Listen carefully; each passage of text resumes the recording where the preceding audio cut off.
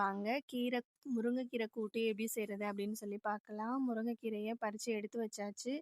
அதுலேயே பூவும் நல்லா பாருங்க, நல்லா அழகா இருக்குது. நல்லா நாங்கள் கீழே விழுகாமல் எடுத்து வச்சுருக்கோம். அதுக்கப்புறம் இந்த இலையெல்லாம் தனித்தனியாக பறித்து எடுத்து வச்சுக்கோங்க. பறித்து எடுத்துட்டு 2 டைம்ஸ் நல்லா வாஷ் பண்ணி எடுத்துக்கோங்க. அதுக்கப்புறம் பருப்பு நல்லா வேக வச்சு எடுத்துக்கோங்க. பருப்பு நல்லா வேகணும் அப்படிங்கிறதுக்காக நான் 3 பல்லு பூண்டு சேர்த்து வேக வச்சு எடுத்திருக்கேன். அது நல்லா வெந்துருச்சு.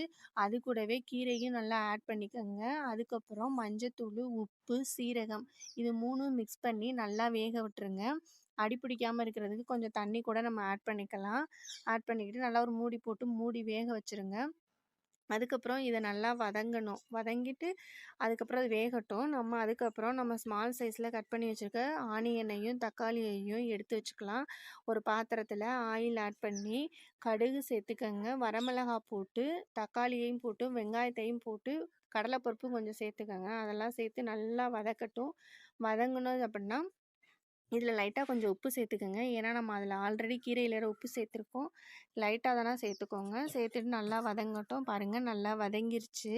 அதுக்கப்புறம் நம்ம கீரையில் இதை ஆட் பண்ணிக்கலாம். கீரையில் நல்லா ஆட் பண்ணிவிட்டு நல்லா கிளறி விட்டுருங்க. நல்லா கிண்டி விட்டுட்டு பார்த்தோம் அப்படின்னா கீரை நமக்கு ரெடி ஆயிடுச்சு. கீரை இப்படி இருக்கும்போது யாராவது வேணான்னு சொல்லுவாங்களா? கண்டிப்பாக எல்லாருமே சாப்பிடுவாங்க ஃப்ரெண்ட்ஸ்.